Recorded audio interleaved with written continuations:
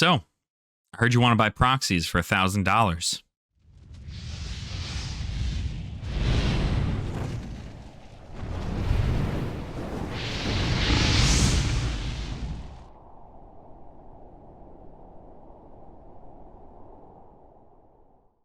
Welcome on in, Dragon Folk. I hope you're having a fantastic day, but according to all of the comments and all of the rage of Twitter and Facebook and any Discords I'm a part of, nobody's having a fantastic day. And there's a lot of discourse going on in the world of Magic the Gathering today. So, what we're going to talk about is the announcement at the end of the Magic 30th live stream that had occurred just earlier today. If I am posting this tomorrow, it was yesterday. So just keep that in mind. But what we're going to talk about is the Magic 30th Anniversary Edition. Now, before we get into it, I want to take a trip to the Wayback Machine, where we talk about something called the Collector's Edition. The Collector's Edition was an entire set, a master set, if you would, of beta cards. So all like 300 plus cards from beta that was sold to the public. I think there were only like 10,000 some of this product created. And it contained every single card from beta. And they had pointed corners instead of the curved corners that we know today. And they had a gold border on the back of them, and they said Collector's Edition, or International Collector's Edition as well. That also existed, but the same concept, right? It was a Collector's Edition. You got the entirety of beta with this, the whole thing of beta, and it cost you, get this, in 1993, 30 years ago, it cost you $50. And to be fair, right now, that product is going for over $20,000 for a sealed version of it. Now, the cards inside, if you wanted to collect them all individually, they don't go for too much considering they are not tournament legal. These are not meant for play due to their gold border, their collector's edition stamp, right? Their edges or their corners are different. That is the distinguishing factor between a collector's edition card and a regular card from beta. So, with that being said, you were able to buy these for $50. There were only 10,000 of them ever made in December of 1993. And now they've accrued 30 years later.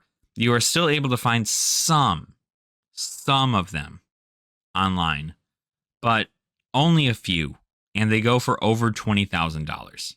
And again, the cards that are inside of them you could buy individually, but you're still pretty much paying the same price. You knew what you were going to be getting when you opened this product. So some cards are more sought after than others because people are trying to complete collections, because maybe over their years they were using the Mox Diamond in their deck for some reason because they were just playing with their friends and their Mox Diamond was destroyed. So they are in their old age, right? They have the entirety of the set, but they're trying to just get a Mox Diamond. It's still not a playable card, but it still costs a lot. At least a few $1,000s, even still, in the collector's edition version of itself. So that was the collector's edition, something that is still sought after from a few people. It is a cool little thing. I personally would love to start collecting it, although let's be honest, I don't have the cash for that. I don't have 20 grand to drop on cards I can't even use. So there is in no way that that's ever going to happen. I may get a couple just to kind of start, because some of them are like a dollar, right? Like a couple dollars. So I could always start there. But we're going to go ahead and fast forward 30 years, really like 29 years to today. Today, we got the introduction of the Magic 30th Anniversary Edition, which is a box of cards that comes with 4 booster packs. In these booster packs come beta cards that are in either a modern frame or a retro frame. Their corners are rounded, like the cards we see today. The back of the card is not a normal Magic the Gathering back. It has the original Black Lotus art on it, as well as the Magic the Gathering logo and a gold border like the previous Collector's Editions cards do.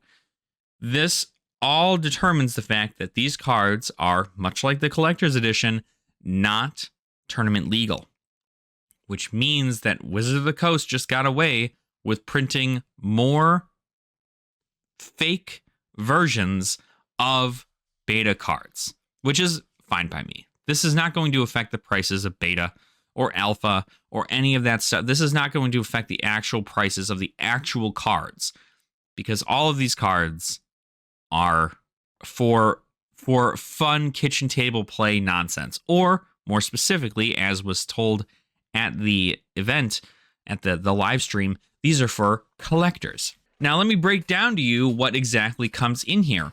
This is 4 booster packs, again, with 15 cards per pack. We've described the cards that come in there, except now, let me tell you what comes in each pack. You get 1 token, which is a, fun little idea where they took some of the art from the beta, from the beta cards and turned them into tokens. Like, Fast Bond is a wizard token, but Fast Bond is still supposed to be in there, I guess.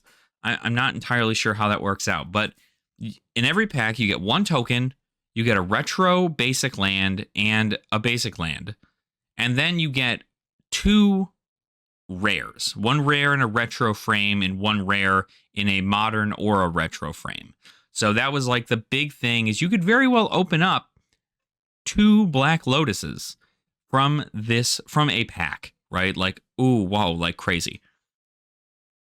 So after that, you have a bunch of uncommons and commons and so on and so forth, and it's just to, flood out the set. It's to be a reimagining of opening up a pack of beta, right? There are 4 packs in a box, equaling 60 cards total, 56 of them technically being actual beta cards that are, based off of the beta cards. They're not like actually beta because you can't use them in tournaments. And then 4 tokens, right? Now, all that seems very fun.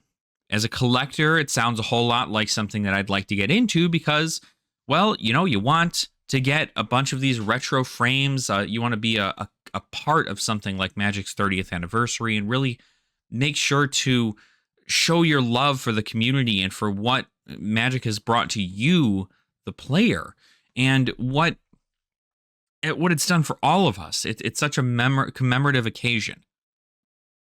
But the real kicker, the real kick in the balls, is this product for 1 box of 4 boosters of 60 cards that you can't use in tournaments costs $1,000.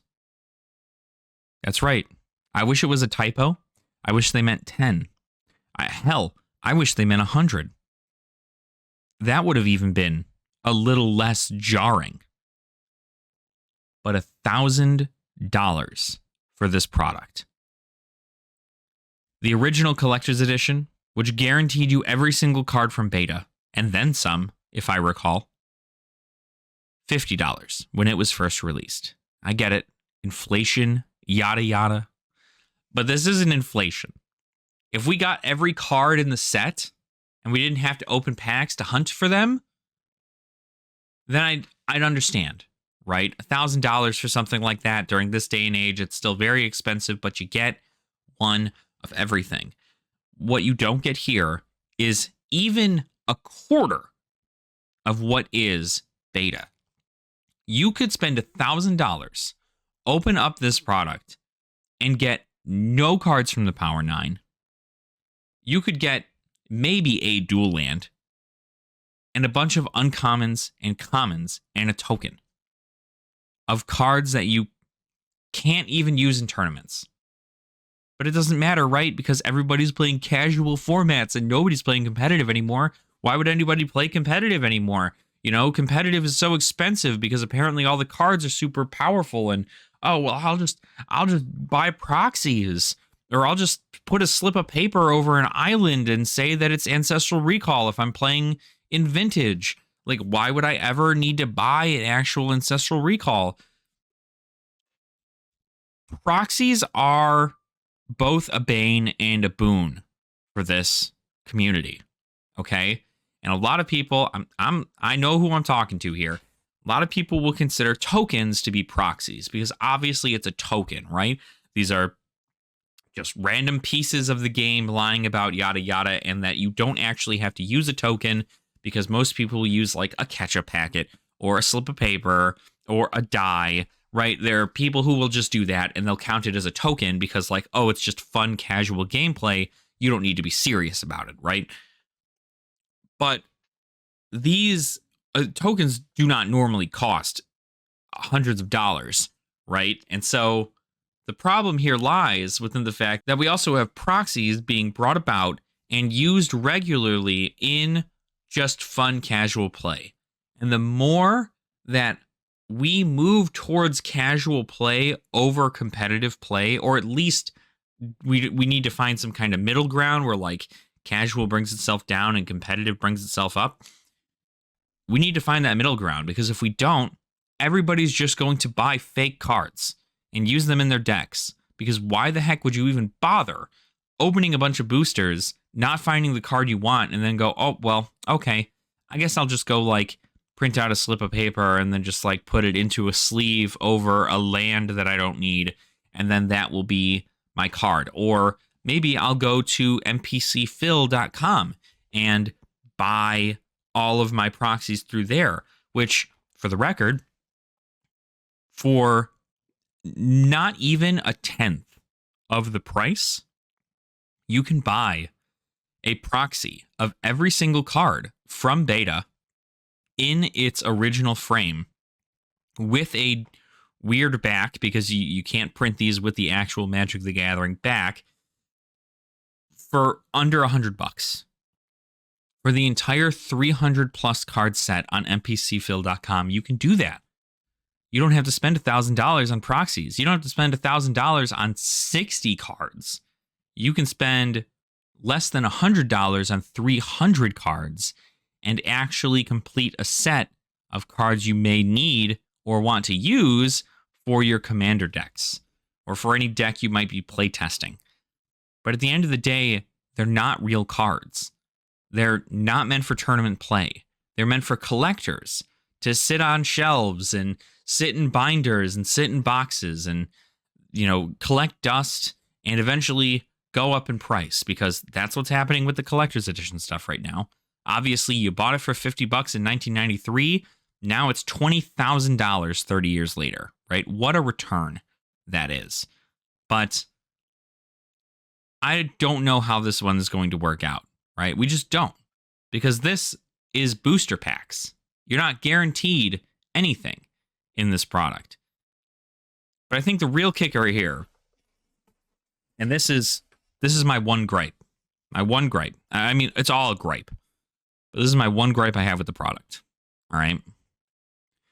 My problem is that it's still going to sell out. Still. It's still going to sell out. When it's released, I want to say, I think it was like November or December, maybe like late October. I don't remember when they're actually going to release it. It will sell out. And the reason being is because they said that it is a limited product.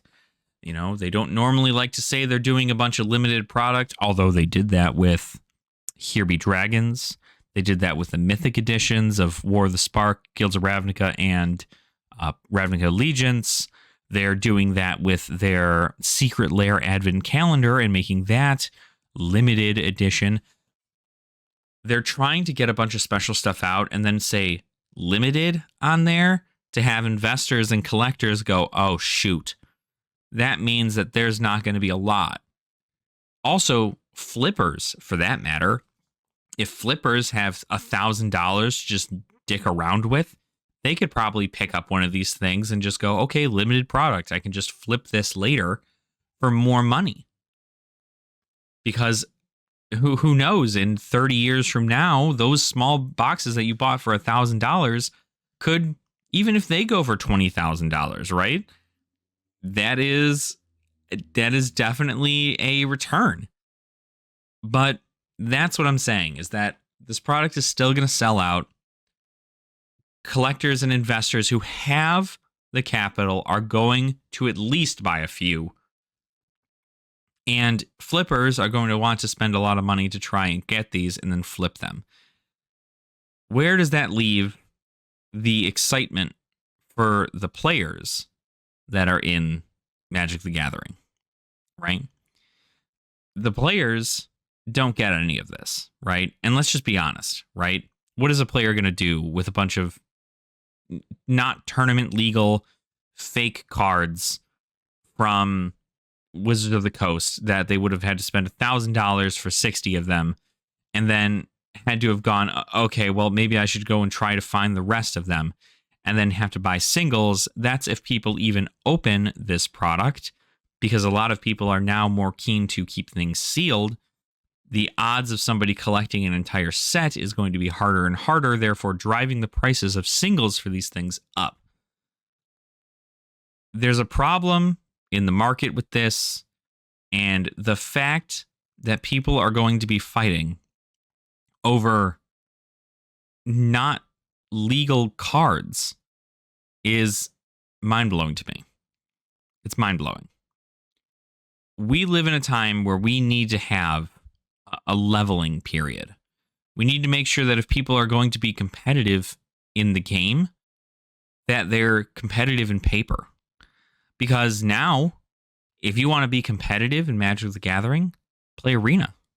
Arena's got open qualifiers all the time. You got drafts and seals that in sealed, little events that you can get into and that you can do at any time of your day. You can just hop on there and do a draft.